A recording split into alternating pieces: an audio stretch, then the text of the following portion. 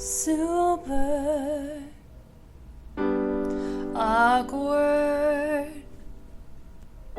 FUN-cast.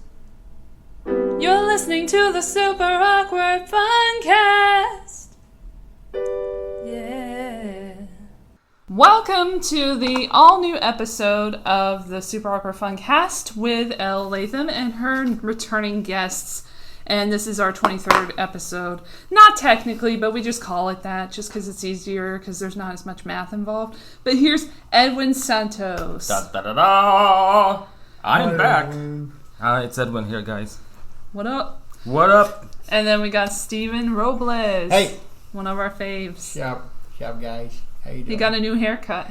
Yeah. I can see his eyes now. Got a brand new haircut. Yeah. I finally got paid from a job. That's why I got a haircut.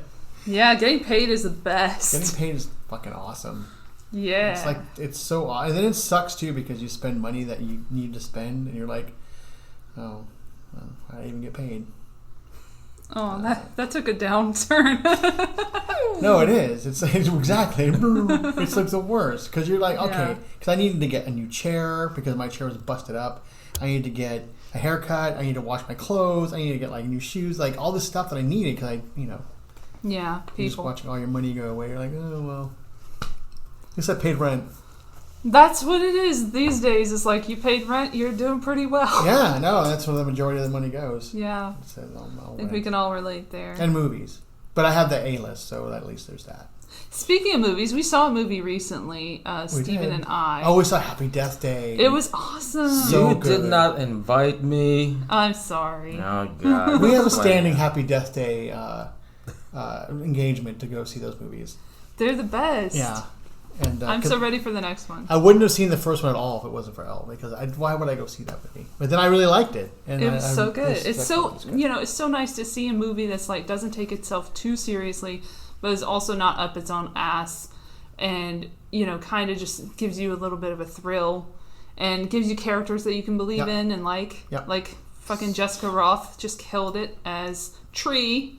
We love Tree. So it's I'm ready for part Tree. So it's further from Scream? It's like a modern Scream. It's not even or a postmodern horror Scream. movie. It's like a science fiction adventure. It's really the first one's more like Scream than this one. This one's more like Back to the Future. It's just like if they had Groundhog Day sequel and they explained why Groundhog Day happened, like why that happened to him. Okay. And there's a multiverse too. Well, I try not to ruin too much of it because it's kind of a pleasant surprise. Well, that's kind of in the trailer a little bit. The way they do it and there's a machine in the trailer. Yeah. Kind of like Hot Tub Time Machine, but it makes more sense. Yeah, and they try but not as much. They try to put like science in it. Like it's really funny. It's weird. It's bonkers. The acting is really good. The acting is really good. The directing is really good, and the writing. Yeah.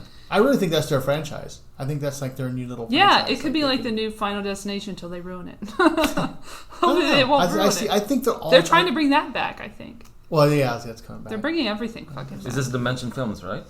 No, it used Blumhouse. to be. Yeah. Oh, Blumhouse. Okay. I mean, for the Final Destination. Yeah. Dimension doesn't... No, I don't know if Blumhouse does Final Destination, but they do Happy Death Day. Yeah. Yeah, and Blumhouse is really killing it right now. And then they have that Us trailer that came out that people just raved about. And I'm just like, I've seen something like this before, but I'm ready to see what the context is. Once I see the context, I'm guessing clones and the actual like message, then I can really judge. Well, the message you can't judge anything by a trailer. The message is black people are their own worst enemy. That's the message here. Yeah.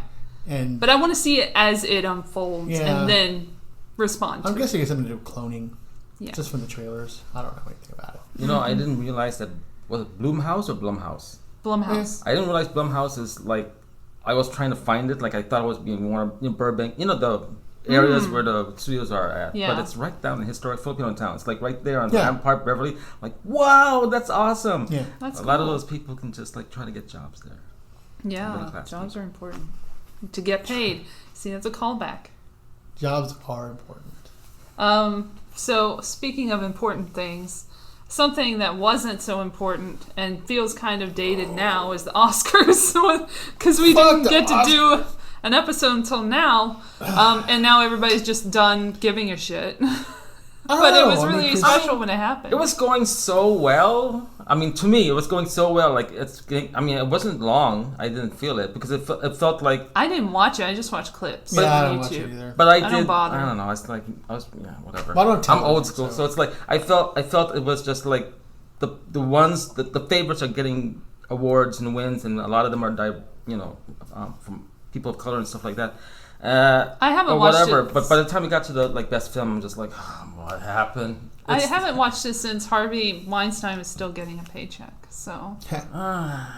Well, I don't have TV, so I just follow the news. Since they were worshiping him like he was. And they don't stream that for some reason, which is like the stupidest thing I can imagine. Oh my gosh, it's so annoying. Yeah, they're all streaming everything like now, and they don't stream it. They do it badly too. They can't even do it right. No, they're like, we'll stream it if you have cable. I'm like, that's the whole point. Like, I don't. Why would I stream anything if I have cable? Like, whatever. And then they want to take over YouTube with all their stupid clips and shit. Like, well, clips are fine, but. Yeah, I mean they're fine, but they're trying to own too much of the media, and they're getting lost in it, and they're getting left behind because there's other things happening, and they didn't get on board when it was happening, and now they're trying to bandwagon. And doesn't clips make the money for them, other than the entire telecast? More than the the failed streams, I think, which is a one-time thing, I think, unless they leave it on their website or something. But anyway, so Bradley Cooper and Lady Gaga, they made a huge deal out of a performance between two actors. That's a really good movie. I didn't realize the directing of how good it was, but it's really good, and he's really good in it. He is. She's I love her. Anyway. I love Lady Gaga. I think she's great. But I liked their performance on the Oscars. The reason I liked it a lot was because it tricked everybody, and people are like, "Oh my god, they must be fucking! Oh, they gotta be fucking!" I'm like. That's the whole actors. point of the movie. That's they're their job. acting, and they're great actors, and whatever. And he's a good director because he directed that whole sequence. Yeah, and I just loved how the audience was in the background, and it felt like it was part of the movie, like an extension. I don't know. I was kind of hoping Bradley Cooper comes in drunk and just messes up her speech or something like that. I thought it would be a copy of the film. I don't think he does that stuff. That would have been hilarious and off kilter for him. He's not a Jennifer Lawrence type of character. Well, he's like a conservative. He's like one of those like a Chris Pratt style conservative. He's not. I don't think he's. I remember him on Alias. That's when I first saw him. Yeah, like Alias. Man. JJ knows how to pick him. He does. And then there's unfortunately, the whole Bohemian Rhapsody editing thing was hilarious and made no sense because if anyone saw that movie, they know that was not the most interesting part of it, and it was very badly done. I didn't watch that. It was why? For that award specifically, you could maybe give it to hairstyling, or I don't know if it won that, but maybe something like that. There are two YouTube videos I found I didn't find it. It happened to jump in my thing last night of a two, not one, because the one we saw last year, but now there's two of back-to-back, Freddie Mercury and the actor himself Rami. Doing this, back-to-back sequence. I'm like, why are there two videos now? One was enough. Why are there two mashed up videos now? It's what's him out your there. They point pimped here? Him so hard. No, he seemed to enjoy it. He was who doesn't like to be pimped? If there's money involved, you're going to be like, all right, if I get more money in the next thing, sure. Yeah, and now they're talking about him being a Bond villain, which is just fine. So. He's a good actor. I mean, it's so great for an African American to, become a Bond villain. Wouldn't that be funny if he was Bond? They wouldn't consider him for Bond, but the villain. That's how you know you made it. You can't have him as Bond. Yeah. He's got the eyes. The eyes are just he looks like strange. He looks like a He's like he's the Steve Buscemi of our generation. He looks like one of those things that they blow up and it waves around outside of the car dealership. The big eyes with the thing. He looks like some kind of insect. It's so weird. And then he uses the worst pictures of him, when he's getting the award, his eyes are big. He's Are you seeing this? I'm shocked he's a lead actor. That's my shock. Mr. Robot's fine because he plays a goofy, like a fringe character. That's how I knew him. But then I saw him on like The War at Home from back in the day in the 2000s when he was closer to a child, not quite a child, and he played this gay character on the show who was kind of a stereotype at times, and was like, okay, what was his name? Greg or some shit like that. Anyway, it's not Greg, but it's something really basic like that. and so like that got canceled so quick, but his character was like the most funniest part of it, and he had like all the cute little lines. No, he's a good actor. But that's Jennifer Lawrence was on that show, Bill Engvall show. So, they've all started in some place or another. It used to be like soaps, and now it's like sitcoms and shit. So, what you're saying? The track is star in a shitty failed thing. city, something television shitty show, and which then you will work your way jumpstart up. your career in film. And then you marry a director, or sleep with them and then marry someone else. Right. Which is what her trajectory was. Oh my god. Do you remember when she was doing it with Aaron? Doing it? What do you say? What do you mean doing it? Dude, she started doing it. They're totally making it. Climbing the corporate ladder. Dude, she was in Darren Aronofsky. She was in an Oscar-nominated movie. She was 14 years old. Get out of here. But I'm saying, why would she wait till she's famous to go after the director? Maybe he went after her. Oh. Maybe it was a mutual thing, and I'm sure it was we just like. Obviously, it was mutual, but I'm saying like maybe they could have had the same idea at the same time. I don't know.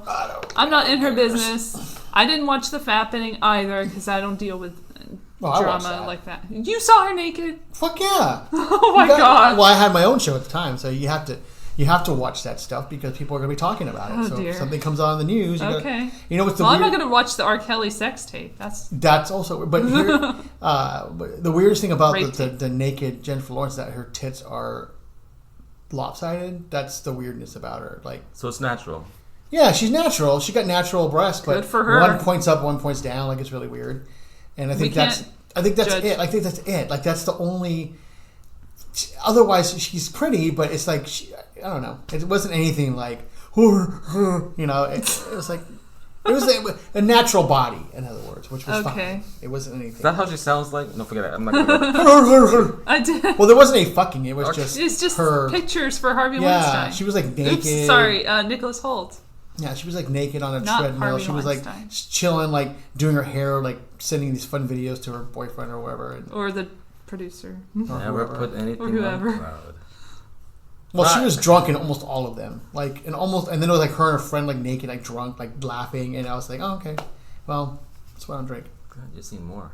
Anyway, no, I'm just reminded of the recent story about the Warner Brothers head executive that he's a Japanese American executive, and I don't know. I read the I didn't see all of that. Could you go through that a little bit? There was like I heard a little bit of tidbit. They base it off like stories of, because they're now admitting like, okay, yeah, it happened, but they're basing it also on the text back and forth between him and an actress. I forgot her name. It was Charlie Kirk or whatever. I forgot. Charlotte Kirk. Charlotte Kirk? Well, they're all going to forget her name now. Yeah, so she's, I don't know, I couldn't tell whether she was the one conniving, because she was pushing him and Brett Ratner and a couple other people, like, push my career forward. How come I can't get the job? Ratner says, like, I can get you the audition. It's up to you to nail the job. I'm sorry. Or nail me. Like, and I'm like, and we're reading like, yes, that's how it's supposed to be. But I couldn't tell who's at fault. But Brett whether Ratner. It's like, yeah, I know. Brett Ratner. Like, yeah. But I mean, where's the other guy? It was her friend. I forgot her name. His name. The Warner Bro guy. Kevin, and it's Japanese last name. I don't know. I know I'm Asian. I should be knowing this, but I don't. I'm sorry. You don't all live in the same country. Come on. The Japanese and the Filipinos get along. You don't even know that shit. But I mean, like, he's married. I mean, when he first got the job, I was kind of like, yeah, like he can represent, all that. No one can touch him. He can, like, he'll.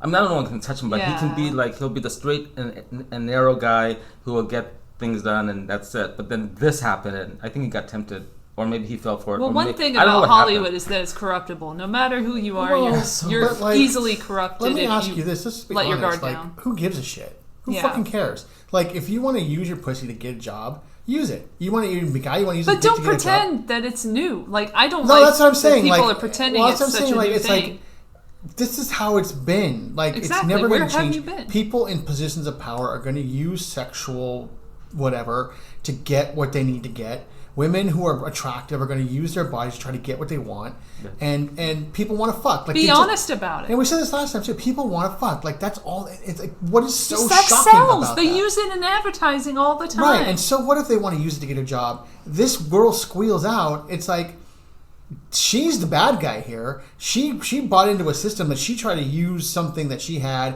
to get ahead, and then when reminds she didn't me get of the what Me she Too wanted, chicks. You know, right? When she didn't get what she wanted. She turned code and tried to put this guy down. But I'm like, he's a guy who wants to fuck, dude. He's a major studio head. He's got a dick. Like, he's got balls and testosterone. Like, he wants to have sex. And by the way, I bet there's a bunch of dudes who would like to get with a, like, Kathleen Kennedy kind of type of girl. But the dudes don't talk. And it's like... But they're smart enough to do it behind the scenes. Or they might even get with a few guys. Like, it's like... And dudes do it with guys, yeah, exactly. They do whatever they need to do to get by. The fascinating thing about her, Miss Kirk, is that she's autistic also. I mean, not also, but she's autistic. I'm like, oh my god, that kind of explains, like, not a lot, but like, you're driven. I feel most autistics are driven. No matter what, they can get but what does autism mean now? Like now they have a spectrum. So it's like, if you have like a weird tick, you're autistic. It's like, no. I met some true It's like autistic everybody people. wants to be a victim of some sort. Everybody has to have some kind of special person. A label, right? Like, have something assigned to them. It's weird. It's like two different things. Like her, like using... I mean, she's made... I don't know if she's taking advantage of the Me Too movement to get what she wants. I don't know. They I all don't are know. right now. I'm assuming that might be the case. So she's using a movement to get what she wants. That's the whole point of the movement, by the way. Compared to Josh, whatever his name is, using...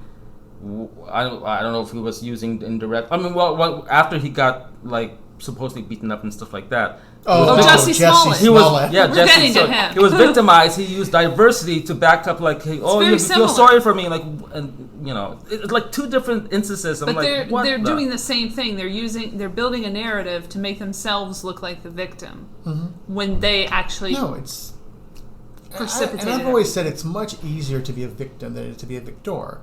Yes. Because when you're a victim, people want to help you. Even Harvey Weinstein views himself as a victim. All of these people... He is a victim. He's a victim, too, in a way. But I'm saying they view themselves that way. Yeah. So it's all perspective. No, I know, it is. But people and R. Kelly views himself as a victim. He's a victim, too. I mean... Everybody's a victim. Yeah, he is in a way. We're here. We're victims. He preyed on people, but then he got preyed upon. And that's how it works. It's a cycle of abuse. I don't see why sex and weirdness freaks people out so much when everybody's fucking. Like, it doesn't make any sense to me. It's like, are we so ashamed? It's a puritanical country. Yeah, are we so ashamed of sexuality that it just has to be? They don't care about the bombs killing children all at our behest from Saudi Arabia to Yemen. They don't care about the children dying over in Yemen. They don't care about... Well, they care about that stuff. They don't talk about it as much as... and they don't outrage about it as much as sex. Media for you. Well, it's also different. Like, everybody fucks, but not everybody's blowing people up. You know what I mean? Like, there's no relatability there. But it's been normalized by society. Well, and what are you going to do more so than like, sexuality has. You can talk about sex. You can use social media to destroy people. You can't really use it to stop bombings. Like... you're trying to stop the government from doing what it wants. It's a whole different thing. Like, you can't... There's nothing you can do about that. But I'm saying, like, the conversation itself has moved towards an anti-sexual kind of vibe rather than anti-violent I think vibe. It's just more of the thing where... More pro-violent, anti-sex. I think a lot of people feel it's a lot easier to talk about that rather than... what's well, it is because everybody it's a distraction. Also, it's what's in the media. Well, it's what's getting clicks. A lot of it's clickbait. I don't care. But anyway, so you mentioned Jussie Smollett, and that whole case is getting figured out right now. And a lot of people are thinking that he's going to get very little time, if like 18 months, if that. That's fine as long as he gets 1 day in jail. I'm happy about it. Because all he did was falsify a crime. That's all he did, right? Well, how much of a penalty? He falsified a crime. Oh, he put it out in the media to different sources, and then he lied to several different people in the police and kept them away from doing their job in a very highly volatile city. And that level... where there's murders and missing I think people. really what they want from him is restitution, and I think he's going to end up having to pay some money There was a shooting after this. Well, there was, but I'm sure that happens. Aurora. So there happens to be a lot of shootings as well in Chicago, throughout the city and in Aurora. So and I think people are just took a lot of manpower away from those investigations. They just want to take him down. But what I'm hoping is they do that. Okay, so they do this for him, and they put him in jail, and that sets a precedent for all these people that make these false police reports.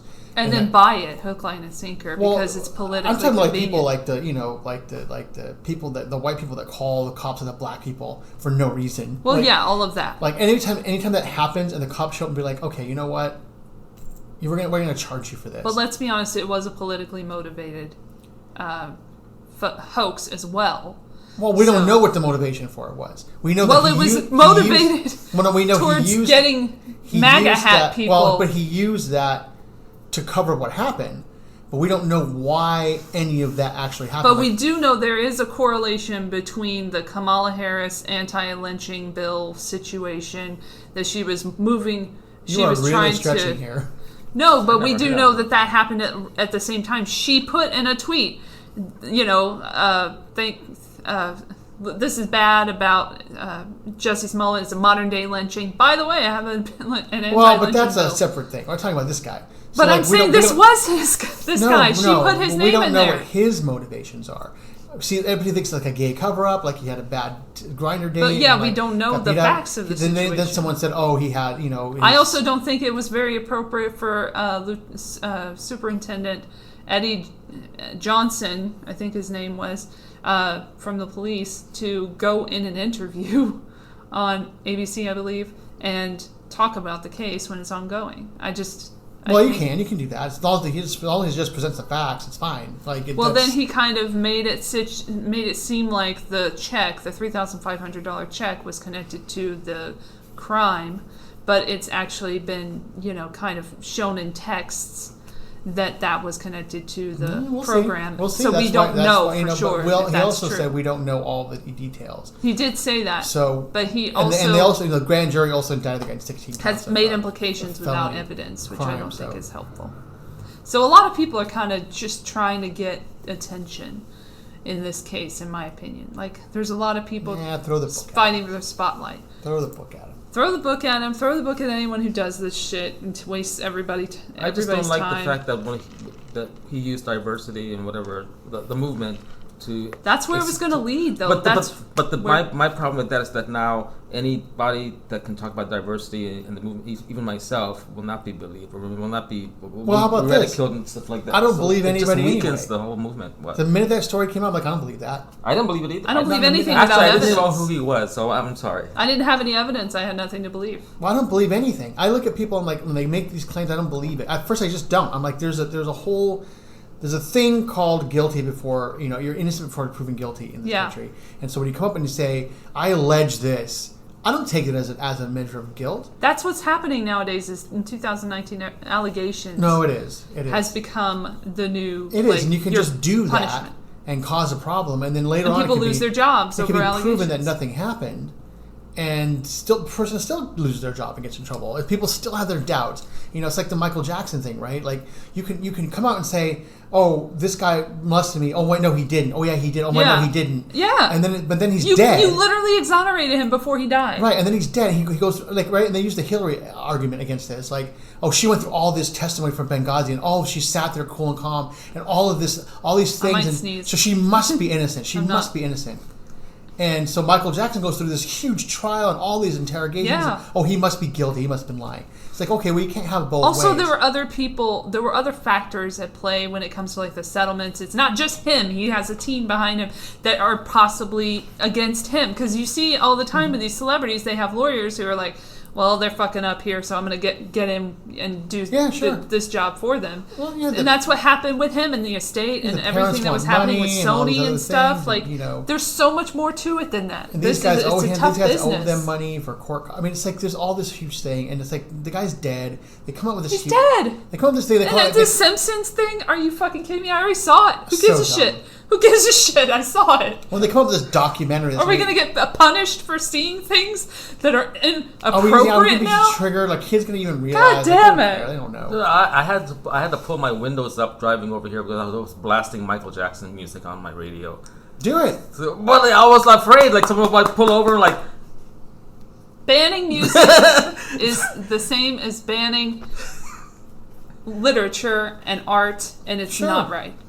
And by the way, he's dead. He doesn't get any money. R. Kelly doesn't get any money. He sold his fucking publishing rights like a dumbass because he's illiterate, I read. And I don't know if that's true. But he's been said to be illiterate. He claims to be illiterate, apparently. And so... He's probably dyslexic. You know, he wasn't able to figure out what he was signing. Plus, they put that shit in such fine print anyway. And people don't sign a lot of things like the terms of services, so we can't really judge. But the thing is... You know, it's a little late now. And the R. Kelly thing is really interesting because there are people who keep popping up, and that's that damn woman, Gayle King, who keeps popping up. And she popped up way before this on a yacht, which was David Geffen's, with Oprah, watching Leaving Neverland on Oprah's birthday. Because that's what you do on your birthday. You watch a 4-hour-long... documentary about your ex-friend Michael Jackson, who's been dead since 2009. Whom she defended publicly. Yes. I don't know. And you watch it, and then you decide, oh, I'm going to get in on this action. Because David Geffen paid me to. And it's a very sensational movie. Because I don't call it a documentary, because there's not two sides presented in this thing. It's not. Just one side of everything. There was no counter... Also, Taj Jackson is taking liberties. I mean, he's showing that they're taking liberties with the truth a lot in the documentation. No, it is. And it's like, it's so graphic. And these people are like, oh, well, but they're so earnest. You can tell. I see. I'm like... They're playing your emotions. I'm like, look, when you have millions of dollars at stake, book rights, speaking rights, travel, for being paid for the doc, you're going to practice your shit for 10 years. You have 10 years to practice all of this emotion, all of these responses, all of these things in order to get this money. And people are like, well, yeah, but why didn't they go through the public ridicule? They're going to go through all this shit. Like, would you do that? I'm like, for $20 million? Absolutely. You're in the hole financially. You need to get that money. I would pay that money back. You will lose your marriage if you don't get that money. And I would take the money and I would just disappear. Like, to go through public hell for $20 million, I would fucking do it. Also, he already cheated with Britney Spears back in the day and has been in the limelight before. No, these guys are just so sick. He's done some horrible things. He's took advantage of Michael's sincerity and friendship and did this horrible thing. And then Brett Barnes has come out and said this is all bullshit and he doesn't want to be involved and he's trying to sue HBO about it because they mention him. I think Aaron Carter's probably going to be really kind of upset because he was mentioned. He's like, what the fuck, by Wade? Like, deal with your own shit, but don't put me in it. It's you true. know? And then Macaulay Culkin's probably going to come out and be like, what the fuck? Why am I being mentioned in this shit? Like, he's got better shit to do. But, like... Wrestling. I mean, it's just like, is it unprecedented? I don't know. But some people have compared it to Jimmy Savile, and I say, no, because those people were credible who were saying shit about him. Jimmy Savile? Jimmy Savile, the guy from the BBC who worked as a kids show host guy, and he was in a charity with all these kids, and he went after sick kids and just was an evil monster. According to a lot of people who worked for the BBC, and there was a documentary about it about England. That wasn't on BBC, but it was from England, and I watched it. But I'm saying it's not the same thing. If you lived on an island for your whole life, you'd probably be crazy. But I'm saying it's not the same thing because his crimes came out after he died, but there was a massive cover-up as well, and there were people who came forward who were credible. You have to have credible people with evidence. There's no evidence in this mockumentary, whatever the fuck this is, this shakedown for the estate, I guess. I don't know. And then the estate isn't very innocent in this either, because everybody wants money. There's money all around for everybody to get, and nobody's innocent. The innocent guy, if he was innocent, died. Yeah, he's dead. You know? He's the most innocent you can get. So stop fucking with dead people. Let's fuck with Elvis next. Like, where are you going to go with this? Who gives a shit? They're trying to fuck with John Wayne, too. I don't know what's going on, man. That news of John Wayne coming out. That's what we're doing. But I'm like, I've heard that 20 years ago. Yeah. You know? I think it was married, for fuck's sake. Like, come on. People just, I don't know. It's like, I see people trying to tear down old traditions. That's why I see this is happening. It's like people are trying to tear down the things that have been built already and make new things, which is fine. It's human nature to do that kind of stuff. But at the same time, they're clinging to like the strangest. They're getting authoritarian with everything. Well, they're clinging to the strangest things. So, like, they'll tear down Michael Jackson, they tear down the patriarchy, they tear down all the Confederate statues, but they love Christmas. You know, like, that makes no sense to me. You know, it's like... It's always something, like, and that has a bad tradition, too. Like, well, but it doesn't matter. It doesn't matter. Like, let people do what they want to do. Like, who gives a fuck what they do? As long as they're not hurting anybody, who cares what they're doing? It doesn't matter. I really love your hair. I'm just saying. You think so? Is it puffy? It's really too puffy, nice. Isn't it? No, it's really good. Really? Oh, don't you freeze like with a new haircut? Like Sorry. I grow my hair long because I'm cold all the time right now. Okay. Like I mean, it's cold now. Outside. I have to take blood pressure medications, and like these shits, just like I don't know. You have the shits. No, thank God. Thank God that's not part of the problem. No, mostly what happens, and this is coincided with this. I don't know if it's that or weight loss or whatever, but and I'm super cold all the time now, and it's like I can't get warm ever, and it sucks. It's horrible. And I asked my doctor about it, and he's like, I don't think it has the medications. Like, but it coincides with that. So it's like, well, you lost a lot of weight, you know, maybe you just. I'm like, but my blubber's gone now. Like I can't stay warm. But yeah, so I got a haircut. And everybody, when you get your haircut, it's like it's cold in the back of my neck, like it's warm on the side. Sleep with your hoodie on. Because I didn't cut my hair. I think the last time I cut my hair was probably last year, probably in July or August. So it was growing pretty. It's been growing for a long time. I like talking about hair. No, let's just talk about hair instead of Michael Jackson. Well, speaking of hair, they're not continuing with the musical Hair on NBC. Nah. Oh, well, there we go. I don't even. Well, you know why? I'll tell you what. And this is I tried to look this up, and I couldn't find evidence of it. But I remember when we were in high school and college, I was like involved in helping get the rights for theater shows, like with these high schools. And to get the rights to Hair, if you're not in high school, to get the rights for Hair, you have to. There's two very strict conditions. One is that you have to include all the nudity, because there's full frontal in that, and they like you have to have it in there. Why don't they call it penis? Because there's hair on the thing. It's the 70s, 60s. They got pubes. They got big bush. And the second thing is you have to alter the play to make it relevant to the current political situation somehow. And I think that's what happened with the NBC thing is that they don't want to do anti-Trump. Like they have to because that's the current climate, and that's what Hair would go is to go to the Trump thing. And I think that they were like, nah, I don't think we can do that. So they want to have their cake and eat it too.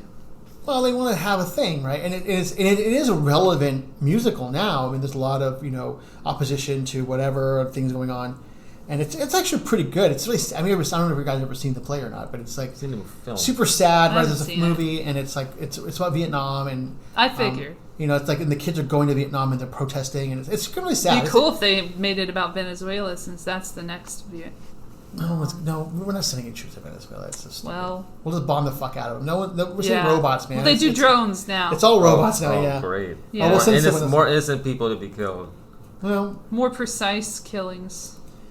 That's because these people got to keep control of their shit. Like that's the problem. What's the problem with Saddam Hussein? Right, he had control of this oil, and like oil is still necessary to the majority of the world. Okay, people still need it.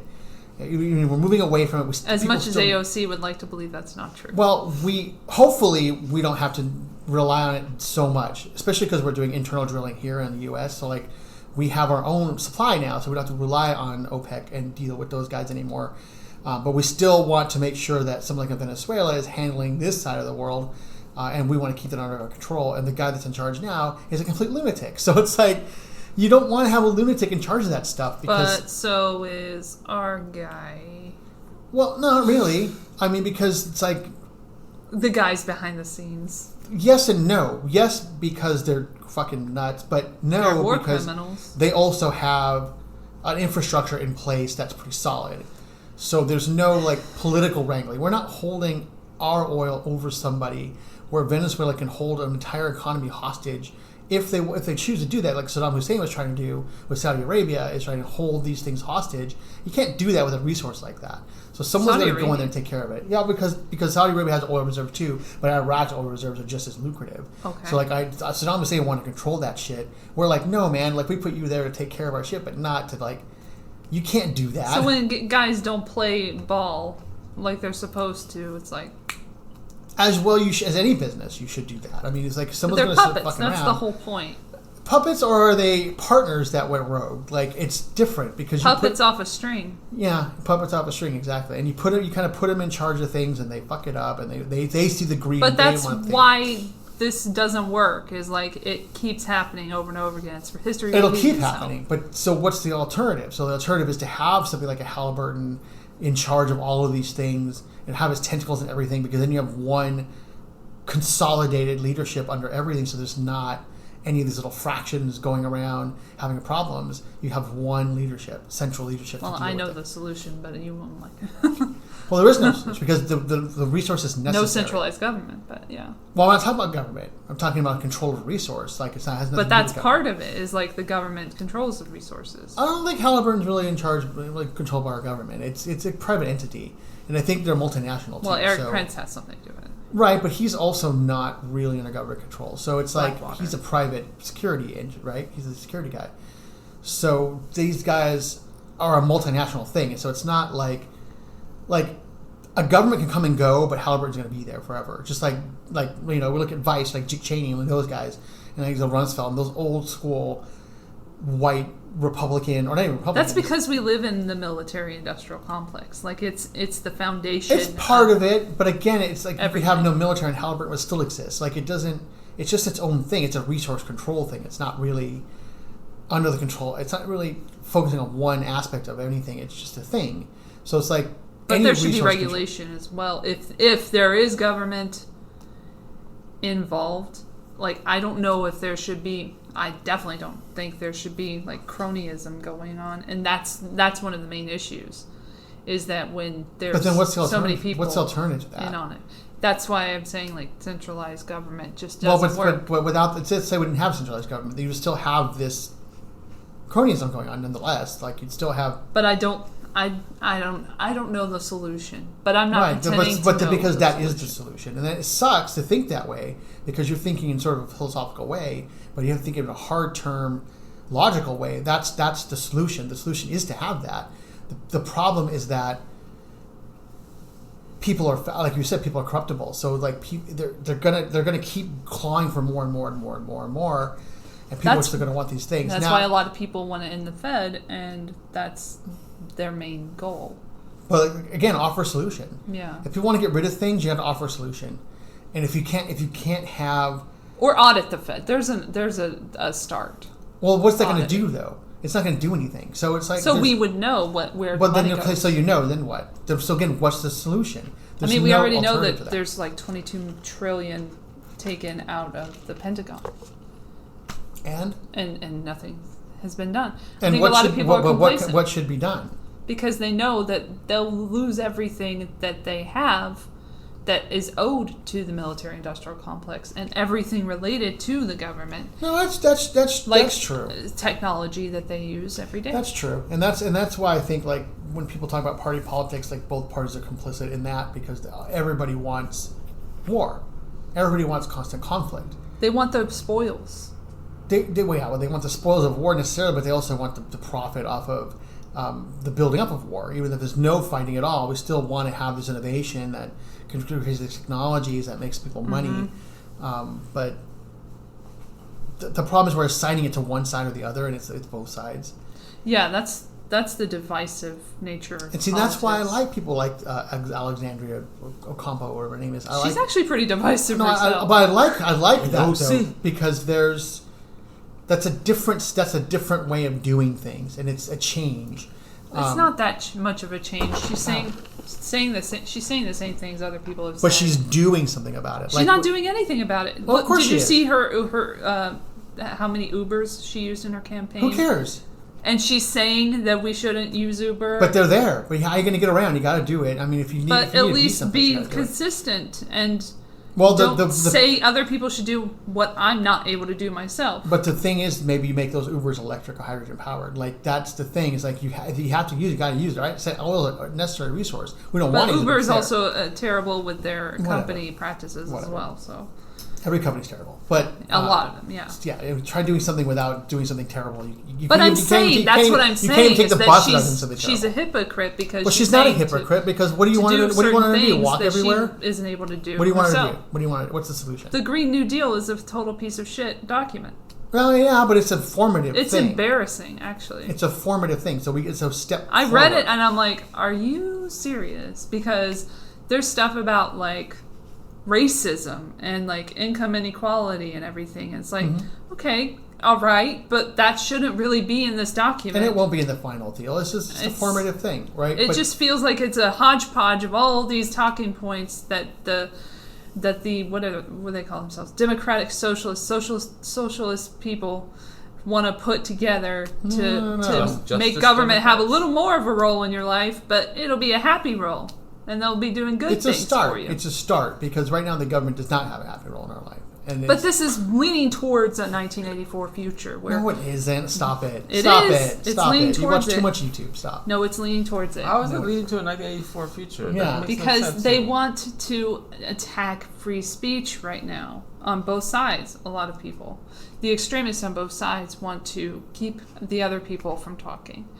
And they have managed to do that in various ways. And they use Twitter as a tool to do that as well. And then they like report things that they don't like to see. Like the Learn to Code thing. Elle's mad because she got banned off Twitter. I'm pissed about the Learn to Code thing. That's what she's talking about. The Learn to Code thing. They got me on Learn to Code and I didn't even go on anyone's fucking Twitter or anything. It was on my own. And I just shouted out to someone. I said a joke that someone should petition to have them learn to code because they're not good at journalism. and then they fucking banned. They fucking temporarily. So now she hates everybody. Now Twitter's a weapon. Banned me. And then I had to like delete my tweet because it was so offensive. It's not offensive. Shut up. Stop using Twitter. Stop being a hypocrite. Well, here's the thing: when you promote the show, and congratulations for having the show to have now a Twitter account. Yay! Super Awkward Funkcast has a Twitter accct. Are you posting on it? But I'm posting. But like when you post episodes, do it from this show's Twitter account. Yeah. Not from your own Twitter account. I am gonna do that. But it's just whatever. Yeah.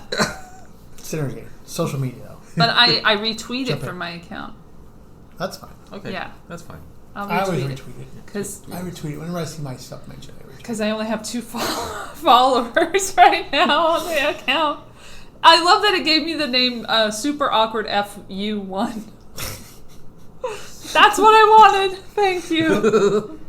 It's rough, man. It's rough. I mean, I used to have my own show. I had my own show for over 10 years, and I think I only amassed natural listenership of about 120 or something. Like, it wasn't a lot. We got 8 on the last episode. Yeah, but that was like, that was a lot of building. And a lot of keeping the followers, like not retaining. I engage them. You have to engage them offline too. So yes, it was for the nascent birth of social media, and I had my accounts and everything, and I was able to just go ahead and like. I would always come up ahead of the show and be like, what do you guys want to talk about? Like, here's what we're going to do. Here's what we talked about last time. Here's the thing. Here's a copy of the chat from last time. Here's all the stuff we did. Because I had an active chat room going like while we were doing... I did the show live. I never did this stuff. I always did it live. So we always had an active chat room going. So much better than me. No, it's just better. I think it's just more fun. I think it's more fun to be on the ledge and like be able to speak and be able to fuck up because people are going to... You're listening to it right as it's happening, so... I'm not editing this. No, I know you don't edit. That's fine. Well, I did before, but like... But people are more in tune to listen to a live show than they are to a podcast because they can just stop the podcast anytime they want and never. And then you can do a chat. So like if we did this on YouTube or something, we might get more. And you have a chat going. Viewers and listeners. Yeah, and that's how I had it. Was on. I used to use a service called Stickam. Which allowed me to have multiple people on video at once. So you could go onto the thing and see everybody that was watching and see them in the cameras and me. And then you could communicate with everybody. And then we had Skype and we had all these other things that we could use. And but my show was long. I mean, it was 3 hours, 5 days a week. It was long. Like Joe Rogan long. Yeah, but not like that. Like, I mean, I had a partner. Length. I'm just. We had a partner at Hostess. I did interviews. We did all kinds of other stuff. we had people call in. It was good. It was fun. By the way, did you see Alex Jones on JRE? I don't watch that shit, dude. Why do you watch that stuff? Dude, I had to. No, it was so entertaining, though. Never have to watch. He's irrelevant, man. No, it's all part of the thing. That's what we were talking about, because Elle and I were talking about like what should we talk about on the show today, right? And probably Trump and North Korea and all this other bullshit. And I was like, I feel like when we talk about those things, we're buying into the media subterfuge. Like, no, I agree. Because I didn't want to talk about Michael Cohen for that reason. Well, it's because none of it matters. Like none of the shit matters. It's a dog and pony show. It's all just a ruse, and it's like I'd rather talk about the Oscars because to me that's real. Like that's a real. That's thing. real. Yeah, it's more real than this other bullshit. Or like movies. Like I saw Captain Marvel. That's a great movie. Actually, people have said that like Hollywood is the PR firm of the military-industrial complex. Whatever.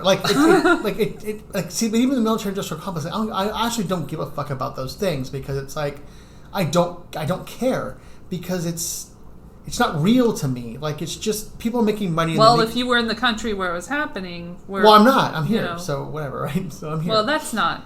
And it's like, but those guys, like, they don't. Their leadership is at fault just as much as our leadership is over there because they can't get their shit together either. So and they rely on everybody else to give them Same in stuff. France with Macron as well. Right, and France is a piece of shit anyway. So it's like that's. But I don't care about those guys because they have their own things what they're doing there. Like Syria. But I think we should be focusing on things here, and that kind of stuff is distracting away from actual problems that we have with in some cases. Infrastructure and water. Like some cities in the US don't have basic human needs. Yeah, and a lot of them don't want it. It's like I remember we I think Flint wants some clean water. They do. My mother would like some water. Yeah, well, see, it's like, so we were studying the rural South once in college, and we were talking about, like, because that was sort of my cause in school, was helping to bring awareness to the plights of the rural South in America, because it was like the third world countries there, especially back then. They got in towns where, like, the kids' faces were rotting out because they were just drinking Mountain Dew and there was no water. Like, but the government tried to go in there and help them, and these towns and these municipalities were like, we don't want you here. But I feel like it should be a community kind of They weren't interested. role. They weren't interested in it. And they were like, we don't want the government in here. We don't want any regulation. Exactly. We want nothing to have to do with you guys. We'll take care of our own. We don't care what's happening here. But we don't have we don't have indoor plumbing. We don't care. We like the way we live. We want to be independent and fierce. And like that was what they were running up against. That's what we run up against a lot of the times now. Is you have these local governments that don't want any government interference because of whatever reason they got it, right? In Michigan, I feel like maybe it's just like you were talking cronyism, like it's internal problems where they're making too much money, too few people are making too much money doing these things, right? Because Flint, is in trouble because they're trying to build one waterway over another waterway, and they shut things down. They brought the water source from a different place, and they won't fix it. So Jane Smith is going to fix it, right? Or Elon Musk is going to try to fix it, like. Which I feel is like that's really what should be happening. Like if the government isn't doing what you want it to do, I agree. Then you should go in there and do it. I agree. That's why I don't really trust the government. But that's the Republican philosophy, right? The Republican philosophy is individual more like control. Libertarian. In a way, but the libertarians don't want any government interference. I think that the Republicans are saying because Trump likes to interfere. He's just gonna. Well, I think the Republicans are saying the government should step in when they need to. But moreover, the states and the individuals have more rights, but the government should be there to back you up if you need the help, but not to go in there and do everything for you. My thing is I don't trust sociopaths to help me. Well, too bad, because sociopaths are going to run this world forever. But I don't trust them to be the solution to the problem they created. Most of the time, these problems were created by the same people who provide the solutions. So who is the solution? If it's not a sociopath, who? Maybe there isn't a solution. Maybe that's the ultimate That's the solution. Thing. that's what I'm saying. That's the way to think. But that's maybe the thing about humanity is that you just have to deal with whatever you have to deal with until you die. It's not a... Yeah. There's not good or bad Or you situation. can just live your life. Like, you don't have to be in the negative way. You have to be like, I deal with... No, I agree with that. But I'm saying, like, in general, like, stop looking for solutions. Because you Or create your own solution. Are the solution. Well, maybe the solution is to take the risk of... The ultimate solution is the giant meteor. Cut him off. Maybe the solution is to take the risks of accepting those who are proposing things to live better, like AOC or Bernie or something. But I don't think that's not naturally what... I don't think that's actually what they're doing at the moment. I think they're doing what they have been taught to do. And it's just another... But we'll never know unless... And again, the government created the problem, and you're saying the government's going to help you with the solution, and I just don't think that makes any sense when the government provides a lot of problems, including poisoning its own citizens, and gassing its own citizens in various instances. Okay, so what do you do about that? Don't take their word for anything. Okay, so then what? Wait for the giant meteor to save all of us. Well, that makes no sense. But yeah, see, that's the thing is that people come up with all these great problems, but they have no solutions. And if you're going to come up with a problem, that's why I don't ever complain about shit, because unless I have a solution for it, there's no need to complain. And it's like that. By the way, I've not been complaining. You just lately. complained for 20 minutes right now. How am I complaining?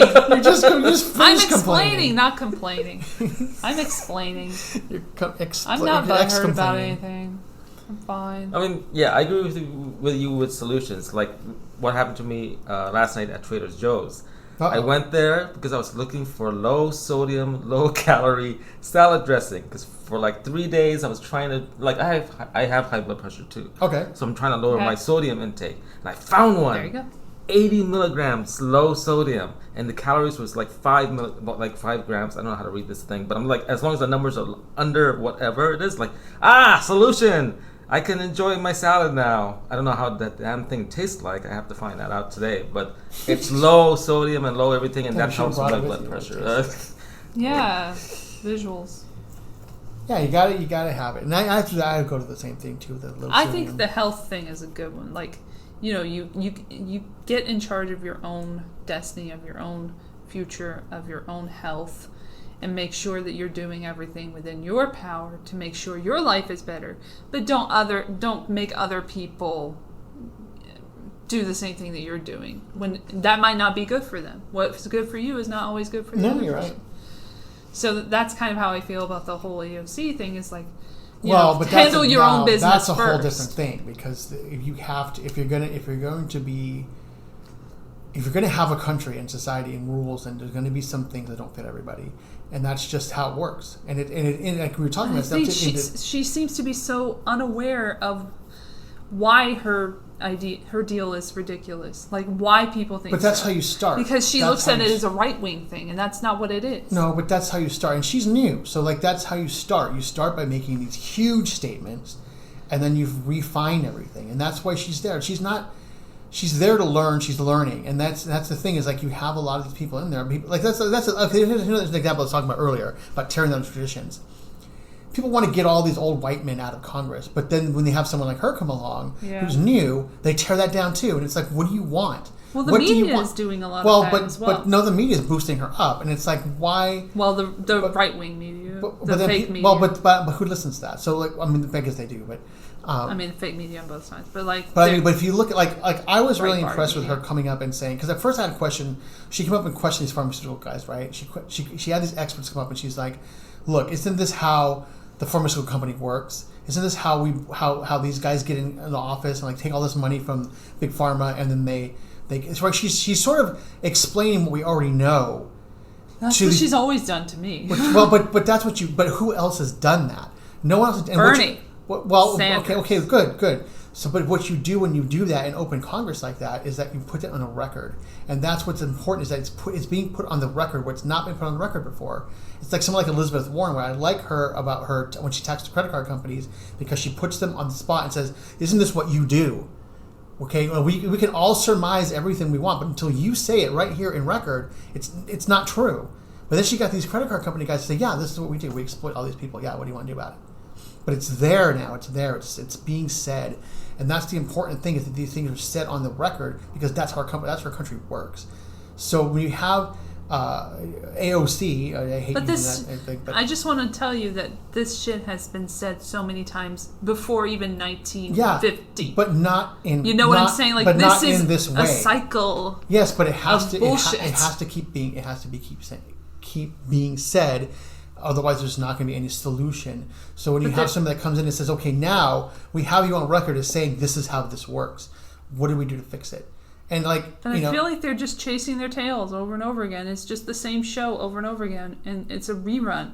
It's been said. Well, look at it this done. way too. When Hillary Clinton became a representative, what the fuck did she do? She didn't do anything. All she did was feed into everything she'd been feeding into forever. So now you have this new couple of people coming in. They're inexperienced politicians, which is great, but they're new, which is hard. But they come in and they start saying these things that need to be said again. And this time they're speaking to a different audience. They're speaking to people that are listening, not people who are just like... But I kind of want to get to like the Ilhan Omar situation too, because she's the new one that they're really ganging up on. The easy solution to that is that criticizing Israel is not criticizing Jews. And that's the easy solution. But what they're trying to do is correlate anti-Semitism with anti-Zionist and anti-imperialist. Let's say anti-Israel. Okay, let's not throw the other. Okay, whatever. Those YouTube conspiracy theories in there. It's not a YouTube conspiracy theory that Zionists exist. They do. They're neocons most of the time. Still a buzzword. But being anti-Israel is not being anti-Jew. And I think she's correct in stating that these are the problems, and Israel's part of it. I don't like that she backtracked on the Obama statement, because clearly, I don't like that. Clearly, he did kill a bunch of people with a smile on his face. Yeah, no, I know. Clearly. This is facts, girl. But that's political. And then she's like, I'm a Obama fan. Why, though? It is politics, identity politics. That's why. You have to back up a little bit, just because you can't play the game that far forward. Because people you can't tell the truth too much. But it's there. You're a politician, remember. But it's still said. It's still said. And the people that are on that side, ears perked up and they heard that. So it's like it's almost like when you say something in open court, it's like strike that from the record. It doesn't matter. The jury still heard it. It doesn't matter what they tell you to take from the record. They still heard it. So, you can't really trust them to not, factor that in later. But I feel like the people who usually go along with the identity politics in a very extreme way, on the socialist kind of side of things, are finally figuring out that this is being used as a tool to cover a lot of the war crimes in Israel and everything that's going on. Oh, sure. And they're finally figuring it out, and it's like, I was there for a while, and now you're finally here with me. And see, what's happening too in the Middle East is that it's going to be unifying. Is that because we're drilling our own reserves here for oil, the need for Israel in the Middle East is becoming less and less extreme.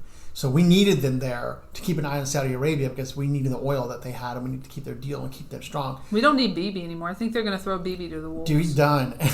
He's done. That's a horrible way to go out. But what he's done. But we don't need them as much as we needed them before in the past, and we have a lot to thank. We have actually Obama to thank a lot for that too. But it's like I think that's why now this anti-Israel stuff's coming up, and that's why they're fighting so hard to against it, because they still want to be relevant out there. They don't want to. I think it's the death of an empire. It's the changing of the guard. Oh yeah, changing of the guard. That's a better. And Israel has done their job out there. They have protected our interests in the Middle East forever when we needed them there. What's with Iran? Are we giving up on going after Iran next? Because I thought that was the next thing. But why? Why do we need to? The only reason we go after those countries at all is because of oil. But that's what Israel wanted. Like, they've been wanting to go after Iran forever. And fine, let them go. Like, but they wanted U.S. to do it as that's proxy. The thing, is we have to distance ourselves from them and let them do what they want. Maybe it's not about oil. Maybe it's about land. It's about either land or money. Well, it's always about money. I mean, that's even the. I mean, like money. the banks, central banks. Okay, but yeah. So once Israel's stranglehold is a little bit looser out there, they can deal with their own shit. But they have a problem too, because they rely on foreign aid to live out there, to keep their. Which is hilarious, because aren't they supposed to be a democracy, and we're not really? And they're supposed to be like they have health care that we don't have. Like they have all kinds of stuff out there, and we pay for it, but we can't pay for it here. It's hilarious. Sure, but it's all dwindling. It's all up plane. Oops. It's all fading. The plane. The plane.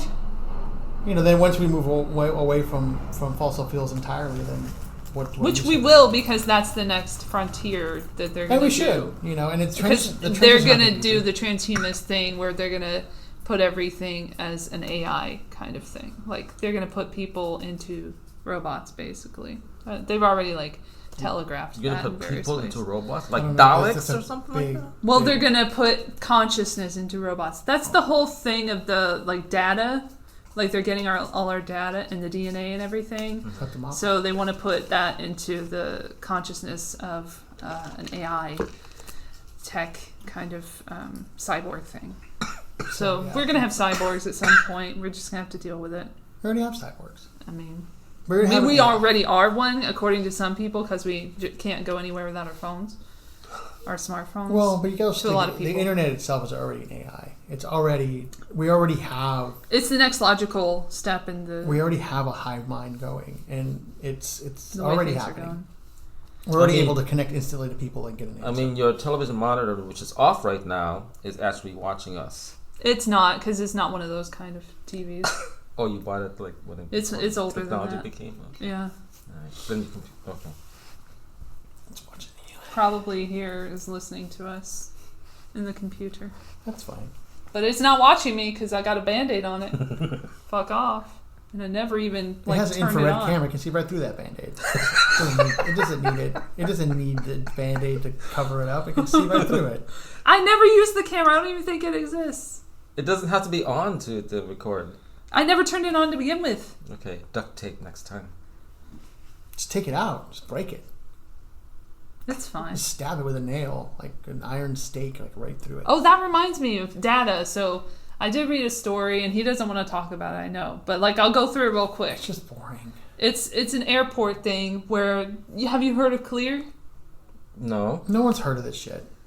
It's in the airport. If you explain it, maybe I'll recognize it. It's like a thing that you go to that has...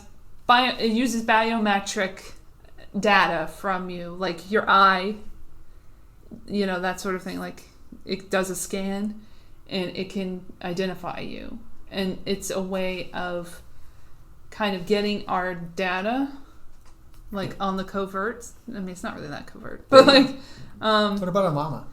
And they have you look into a thing with your eye, like a retinal scan, and you pay $15 a month for the privilege. I haven't done that yet. Although I don't want to do that. At airports, it's supposed to help you get through the lines quicker. It doesn't really in a lot of ways. A lot of people have complained about it, and it's supposed to get you through security as quick as possible. And it doesn't actually do anything. Like, you still have to take off your shoes and shit. So it's a high level scam. And it's from scammers who had Arian's Capital. They had this firm, a hedge fund firm, and then that went under. And then in 2009, this company went under, and they brought it back in 2010. And the original guy was, what was his name? Stephen Brill. And then he was gone, and he was like a TV judge or something. Dude, you have foreign money here. I know, I do. I'm so cool. And then, so he was like the founder of Court TV. So he came up with the whole idea, and then he left, and then these people from this hedge fund firm came in, and now they've taken it over. And I looked at a few articles about it. It's crazy, because it's kind of fucked up what they do. And they give that information to the Department of Homeland Security. They have been certified safe by the DHS. So they can get your information and sell it to all kinds of people in the government. If you refuse to take this, what happens? Well, it's fly? your choice. Oh, good, because I'm not. You choose. At this point, you can do a $15 a month plan. It's a membership thing. Oh, so good. they make that you is pay not for mandatory it. Then. It's not mandatory to use your eye. So it's literally people enter. fucking paying for the privilege of being spied on. They've gotten people to pay, just like with the phones. Okay. Well, they're doing the same thing, but they're doing it for air travel. My only concern is that I don't like lasers in my eye. Yeah, I mean, it sounds horrible. I worked at a place where you had to put your hand in the thing. Have you heard of that? Yeah. Yeah. I worked at a place where you signed in that way. Yeah, same. Every day. Twice a day. It's open my phone. Huh? It's open my phone. Oh, you do the fingerprints? Yeah. See, I could never. I turned that off. That shit. I don't care about that. Actually, there's nothing. Oh, I don't know what I would care about getting my phone. Oh, I'm gonna sneeze. I feel like I'm gonna sneeze every 2 minutes, but I'm not. Sneeze. I'm not. I'm gonna try. We'll have a sound effect. I've never sneezed on here. Record it as a sound effect. Have I ever sneezed on the show? I can't even remember. Stop it. Stop. Quit. Quit it.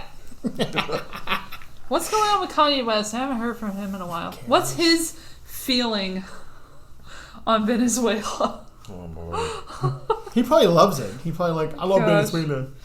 Humanitarian aid, yay. There's no guns in the aid at all. Like, there's no people getting blown up or anything. No. That reminds me. There was the story today, breaking news, in Ethiopia, where I believe 157 people died in this plane crash. Yeah. Oh, it was the same model plane that was used in October that also crashed. Yet they used the same model because they said, "Oh, it's okay." I mean, it's okay. You can use it. Yeah, here. Interesting. Okay. So there's some corporate kind of crashing. What? I thought they were so technologically advanced that. Yeah. It's Ethiopians. Some Americans were in it also as well. Oh, well, forget it. Let's go to war. Oh, well, is that why it got coverage? Let's go to war right now. Shit. We're screwed now. We gotta stop sending those bags of grain to Ethiopia at them immediately. Yeah. USA for Africa. Let's take all that money back. Stop selling Sally Struthers. Stop selling Sally Struthers. No, send her over there. That's fine. Yep. Oh, and Luke Perry died. So that's pretty sad. That's so sad. He's the nicest fucked guy up. in the world. I never heard anything bad about him. No, ever. I know. And that's what my friend was like, "What do you think happened?" I'm like, and he was so good on Riverdale. Like, Riverdale has its issues, but he was the best part of it. And now, the best part's gone. I was a background extra on 90210, so it was a nice guy. I met the guy. I was like, "Oh, so nice." No, it's true. And I know people that knew him, and they were like, "He's such a nice dude." And when he died, my friend was like, "Was it drunk? Was it drinking with alcohol?" I'm like, "I don't think he was in any of that stuff." I don't think so. I think he was a smoker. Cigarette smoker. He was a smoker, yeah. But, he was? Yeah, but I said, but I don't think he ever got into the drugs and the drinking thing. I said, there's no chatter at all. There's no negative chatter about this guy. Interesting. I said, my guess was that he just won life, and people, and the universe was like, okay, you're done. I read, you're too handsome, you're too rich, you did all this cool shit, you had sex with all these women, I don't like that people were saying he didn't look good at that age. Like, what the fuck? I think he was very handsome. What's he supposed to look like? He looks very normal. handsome to me. He looked like a normal 52-year-old dude. Yeah, not even like a normal one. There's a show on Netflix right now called The Order, and it's horrible. I've heard of that. It's horrible. But Matt Frewer is in it. You know who Matt Frewer is? Max Headroom. Yeah, Max Headroom. Oh. And he looks like a skeleton came to life. He looks so terrible. He looks like Fire Marshal Bill. He's just no lips. He's like, and I think he got sick. I think he was sick. Oh my goodness. No. The show is terrible, but I was he plays this kid's grandpa. Sorry. No problem. I just kicked. My leg was going to go up in this. Next time, kick him harder. Yeah.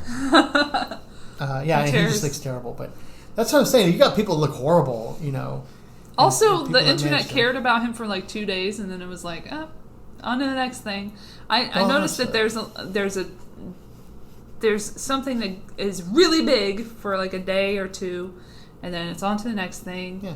Like when you light a match. It literally is a news cycle. So, you just keep putting the same shit in it. And that's good, though. It's good conditioning. It's good conditioning for people. Because, it is. It is, because as things move faster and faster and faster, people need to process things faster and faster and faster. And it desensitizes people. Right. And us, the fogies here, we have a hard time keeping up. But the kids are learning at such a rapid rate that by the time, you think about Star Trek, where they know calculus when they're in 4th grade, right? That's where it's all headed that way, because they're learning that quickly. I told you I met this kid that couldn't absorb, couldn't comprehend reading, but he understood videos. Did I ever tell you about that kid? And it was he came in a comic book shop, and he was looking for comic books, and his mom was like, we need something. He reads comic books, but he doesn't read long form books because he can't. And he's a super smart kid, really, really intelligent kid. You can tell when you talk to him, he's very articulate, and when he's really kind of fussy kids, but he was a cool kid. She's like, but he only learns by video. He can't learn via reading the book, we have to, either he listens to it or he watches the video, and I'm like, that's where the brain is going. Like, that's where it's headed. I totally understand. That's that part of the completely. AI kind of transition that we're having too. Yeah, which is good. I mean, it's good. We will become one big brain because well, it's what the New World Order wants. Oh, stop it. In high school, It is. in junior high school, I can't study inside a library. It's too quiet. No, I can't. I It drives me nuts. I have to have sound. sound or watch or television in front of me in order to get my homework done and pass. So I would use music a lot when I did homework. No, I did music. Yeah, there's always something. Classical music would help. Well, no. Whatever. For me, I was like, no, I couldn't do that. Chopin. Yeah, because I had to ride here. I couldn't find these, whatever these are, earbuds at home, so I had to ride here without them on the bus. Those are literally broken, and I've never thought. And I keep breaking mine too, but I can't. Planned obsolescence, another good thing. But I can't. I'm on the bus, and I have to listen to everybody's conversations. I listen to all the things, and I can't. Have you ever had a Truman Show moment where you're listening and making sure that everything is kind of not too scripted sounding? You'll see someone Holy outside. Shit. And they come by, and then you see them again 2 minutes later, and you're like, why are you over here again? Doesn't that ever make you wonder? To you?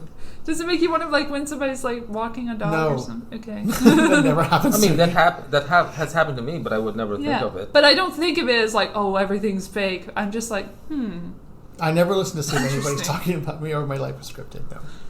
No, I just listen to conversations sometimes to see how scripted it sounds in terms of I'm a writer, so I listen to it and I'm like, would I buy this if I was watching a TV show or something? I watch people as if they're in a TV show sometimes. Well, okay, that's fair. It's pretty cool. No, I do that. Or go to a party and just hang out with your friend and just listen. And just what are they saying right now? Are they gonna kiss? And I want to see how far the conversation goes until somebody just stops talking, and then I want to see, maybe that's when the simulation ends. No, I think you're touching on something very deep here. You're going way into the Elle psychosis here. I mean, it could be. It could be the Matrix. We don't know. We don't know. We have no evidence. I'm pretty sold on the fact that we are in a simulated environment. I'm pretty sold on that. Okay. But I'm not sold on that it's being controlled by any one thing. I think that we control it ourselves. But I've not said that myself, and I have no reason to believe that it's... Well, if it's a scripted thing... a creator person. Then who's scripting it? Or we're just being... And why? Or we're just being all observed. the world is a stage, and we merely players, son. Or we're just being observed. We're in this little box right now. We could be in a petri dish. They're just Yeah, it's like SimCity. It's like fucking SimCity, man. Yeah. We don't know what's real and what's not. We only know what we've been told is real and what's not. I know what's real.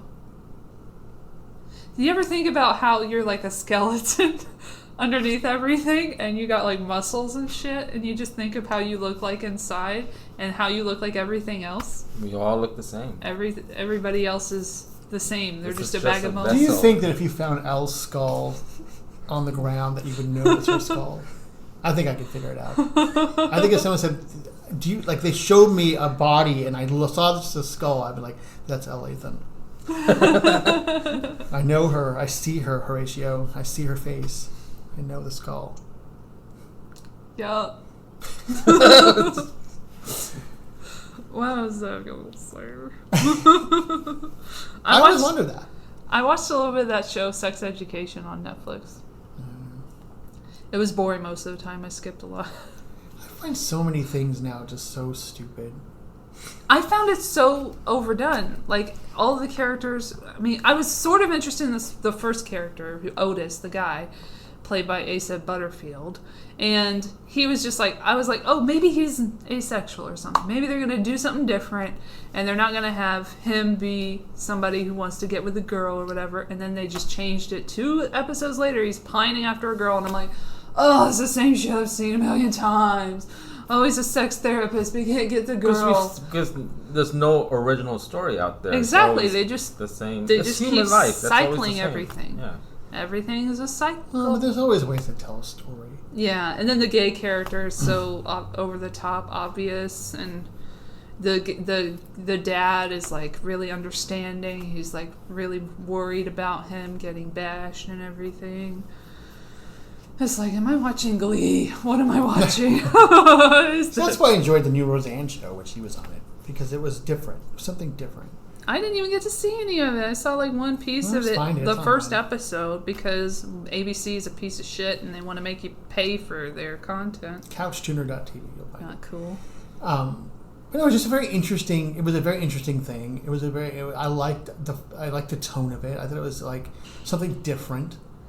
You know, like the people go on about this One Day at a Time show on Netflix. Which what is that about? Like everybody's all of a sudden talking about it. It was a sitcom in the 80s, and it was about a single mother. Oh, they brought it back. 70s and early 80s, and it was a mother raising her kids, her daughters.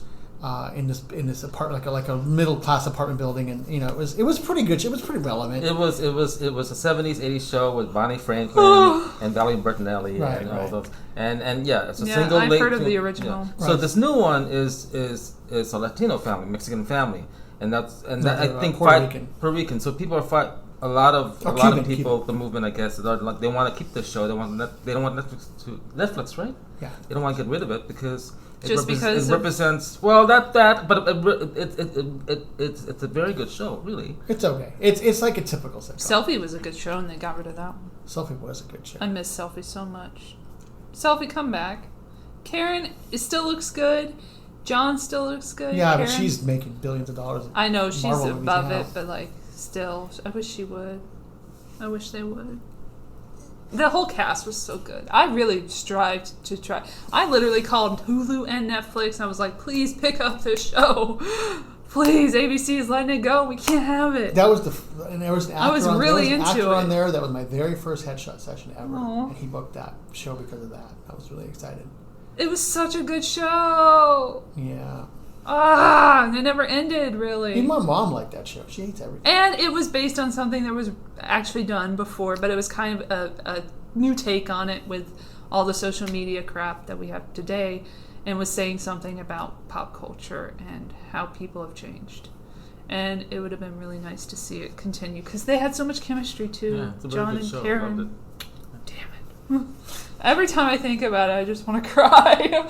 That's like the one show that I really that's my Roswell. Like all the people who were trying to get Roswell to stay on the air in the 2000s, whatever fucking year it was, with the Tabasco, I was like, Netflix, come on! Hulu, come on! Like, let's go! It's amazing how powerful Netflix is. Save because Selfie. there was a show that premiered the first season last year called You, and it was on Lifetime. I love You! It was on Lifetime, and it got okay ratings, I guess, but once it premiered, the first season premiered on Netflix, it was funny everyone started talking about the show. It's funny when everybody was talking about it, I was like, I already saw, like, whatever. Because I watch people react to things on YouTube, and one of the shows that this person reacted to on YouTube, I'll shout him out, the Trophy Munchers, Joseph Hardy, and he reacted to episodes of You, and I was like, oh, this is so interesting, and I love seeing Penn Badgley again, because he hasn't been around since, like, Gossip Girl,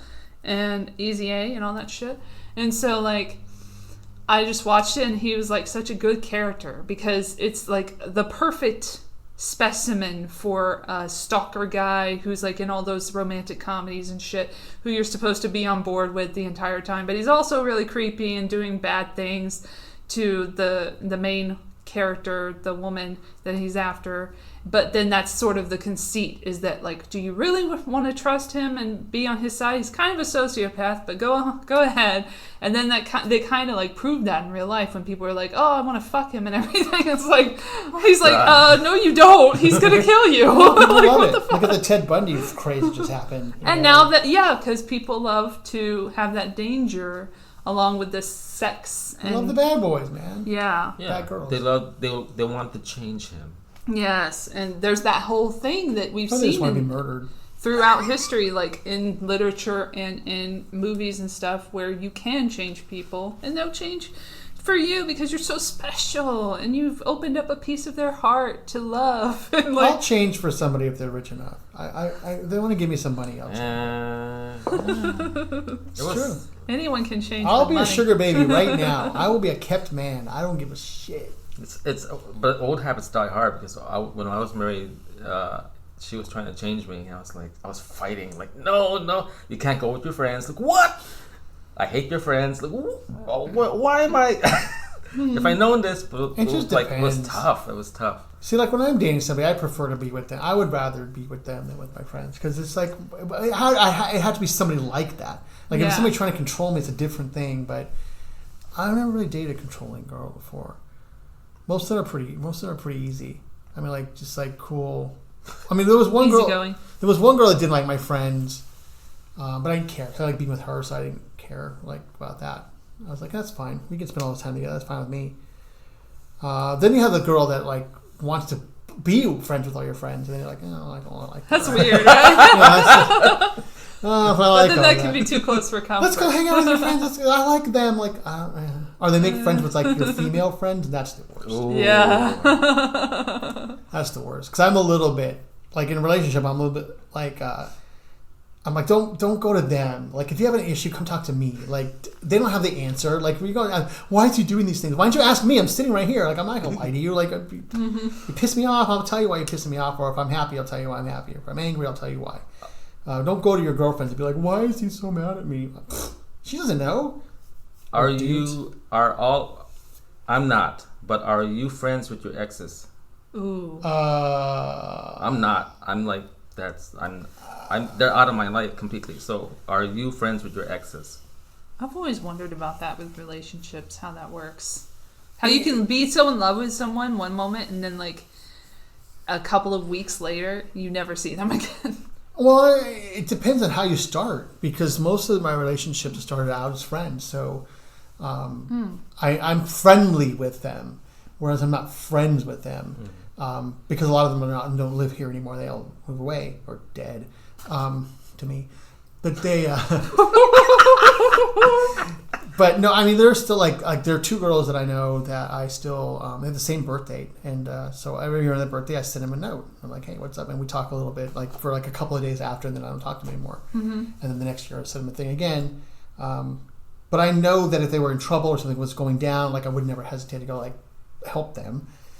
So, like I said, friendly, but no. There was one girl I dated that I liked a lot, and we broke up, and she was like, "We can't be friends anymore." I'm like, "Why not? Like, we were friends before. Like, I like being friends with you. Like, I don't mind hanging out with you. Like, why would we not? Because the exes can't be friends." I'm like, "Okay." I don't get that. I mean, if you're friendly with somebody, why not stay friends? I mean, unless there's some abuse involved, like something going on, which never has been for me. Well, from my point of view, and from them, they've been abusive to me. But it's like, mental abuse is different, especially with women, because what if like maybe they would have residual feelings or something? Is that what it is? Like sometimes when they don't want to do that? I guess. Like for me, like I'm with Edwin's kind of on that way. But like when a relationship for me ends, it ends. Like I don't try to get back. I don't believe in reconciliations. I don't believe in going back to like a girlfriend. I just don't. I don't like that idea because somebody's coming back to somebody, and it's at that point somebody's always going to have a little bit of superiority over the other person in the relationship, and I don't like that idea. Mm-hmm. I like equality in my relationship. I like to be equal. That's compromise. Compromise for a long-term relationship, sure, because you have to. People, human beings, got to compromise with each other. But if you come back to somebody, then I don't know. There was something of that. It was in popular culture. There was a reference to this somewhere about how someone has the upper hand on somebody, and it's like it might have been Seinfeld maybe. But like you have the upper hand on somebody when you come back, and I never liked that. I'm like, we broke up for a reason. Like, nothing's gonna change. You haven't changed fundamentally, neither have I. So why should we be together? We could be friends and like hang out and do shit and like maybe fuck once in a while. But the relationship will never be the same because it's done. It ended. And so when a relationship ends, like it ends. And I remember it's like girls would be like, lose my number or whatever. I'm like, okay, whatever, fine. Or they'll be like, don't stalk me. I was like, why would I stalk you? Why would I care? Why would I care? We didn't work. Like, why would I want to be like, oh, baby, please, baby. Like, I would never make you do that to me. I would never want you to beg for my attention. You don't have to beg for it because once I decide to be with somebody, I'm with you. I'm not going to, why would I want to cheat or go fuck around? Like, why? It's hard enough to find somebody cool. Like, why would I want to do all of that? Right. Doesn't make any sense. But girls expect guys to be a certain way. And, when you get into a relationship with somebody who's like, wow, you're not the same. They expect you to fall into a certain pattern of male behavior that they just assign to you. Yeah. And so it's hard to like be a dude, because I was raised by girls, so like I have a different understanding of women than like a lot of guys do. So it's like I get it, but I also don't have a lot of understanding about men the way some women do, because I wasn't around a lot of men growing up. I mean, toxic men maybe, like the male Hispanic machismo of like growing up in the male like Hispanic society of these Latino males is really hard, because they're all very masculine, very about their dicks and like their hair and shit. And it's like I just wasn't. I was like a smart kid and I wanted to do other stuff. So it's like it's hard when you meet a girl and she expects you to be a certain way, and it's like I'm not like that. Yeah. I'm not interested in that. I like conversations and like intimacy and like having a good time, and I'm not about like making you do something or like being the firm hand. Like I don't want to run your life for you. Like you do your thing and I do my thing. And where we meet up, that's where we have that common ground, and that's where we have fun, you know. But it's like you do. I insist on my girlfriends having their own things. Like I'm not interested in like doing things for everything for them. You know, all the girlfriends I've had always had something really important to them that they do on their own, that they can always go off and do that by themselves. So I think that's healthy in a relationship, to have your own. It's super important. You know, it's like on. You know, I'll support you in it. Like I dated one girl who's an opera singer, and I supported her in it because I thought she was really good. I mean, and amazing. But I had no clue how to operate in that world at all. Right. So I would just support her, you know, or if she wanted my help, because I didn't understand performance and like the entertainment business, but she didn't get that part of it. So I would help her with that stuff. But like singing or training, like I didn't know anything about that stuff. So I would just be like, you go do your thing. Like, you know, you got to go train. People, oh, you know, I'm going to have a long session today. I'm like, go for it. Like, go do your thing, man. I'll just sit here and watch TV or whatever. You know, or go to the practices too sometimes. On that note, I think we're going to wrap everything up. Just want to get everybody's social medias. I tried to say it. We finally ended the show with something nice. Yeah, we ended on a good note for once. No Debbie Downers today. So, Steven, where can they go to see your shit? In the toilet. No, in about 20 minutes. I don't really have anything. I go on Facebook. I'm public profile. You can find me there. Instagram. I don't know, man. I don't know. You can find me. You're not going to plug anything? I don't have anything to plug. I mean, It's like, you know, what am I going to plug? I have nothing to plug. And you're going to be at Universal City Walk again? I'll be Universal City Walk to maybe see Apollo 11. I want to see that. And I'll be at the City Walk 19 or whatever that is up there. My A-list. Yeah, I'll plug it. AMC A-list. Well, I pay $20 a month and get 3 movies a week. I've seen 3 IMAX movies. Those movies are $27 a piece. Ugh. So that's insane. You're paying $20 a month. What a great scam. Yeah, but I'm paying $20 a month and I'm going to see an IMAX movie, you know. Yeah. Captain Marvel. I saw Captain Marvel and I saw we didn't even get to talk about that. We'll talk about it next time. It's pretty good. We'll talk about the drama and everything. It's not worth it. It's or maybe we'll just ignore it. That'll be our okay, we're ignoring it. Let's ignore I would say if you're going to see a movie right now, go see Alita Battle Angel. I saw Ant-Man and the Wasp finally. That's a good movie too. It's cute. I like that. It's very cute. Michelle Pfeiffer looked great. It's awesome. Interesting to see her with gray hair too. It's my birthday. She has my same birthday as me. I liked her hair. It was very long. It was like in a braid. Yeah.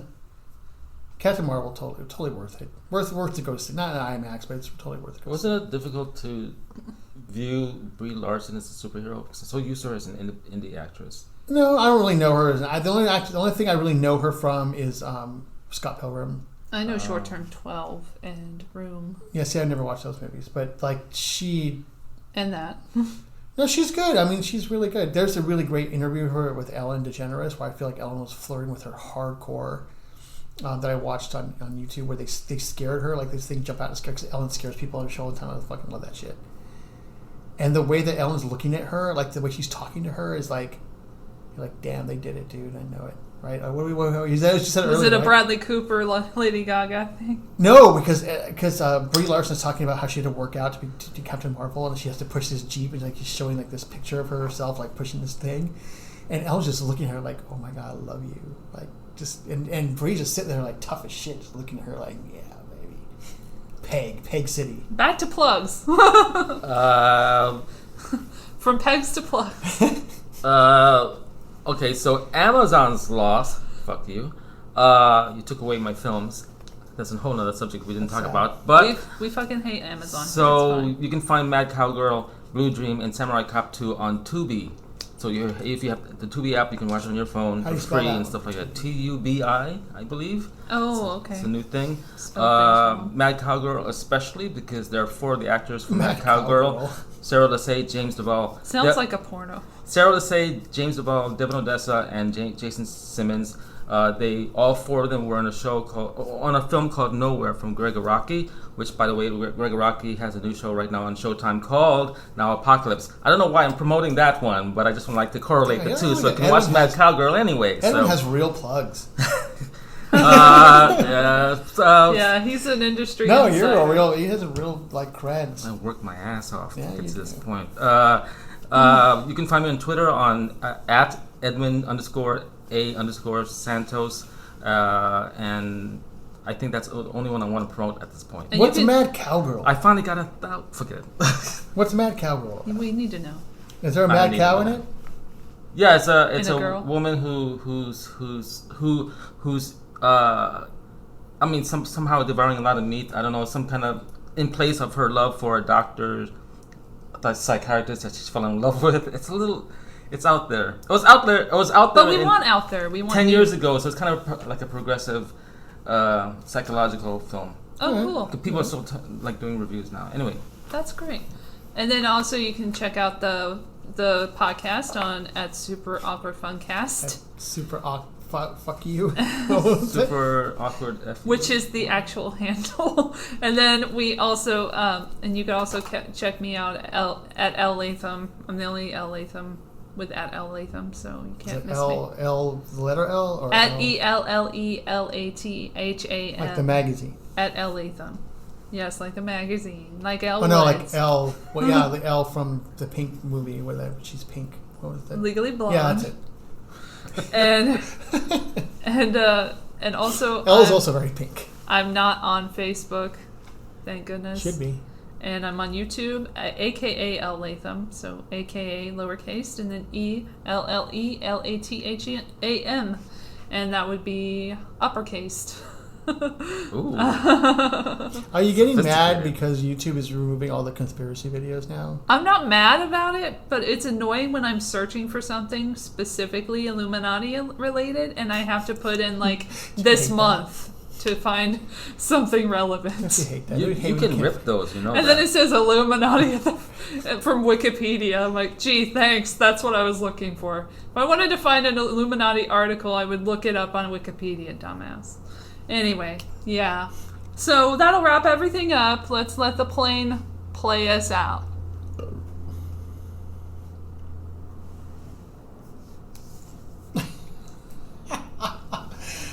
We're still flying.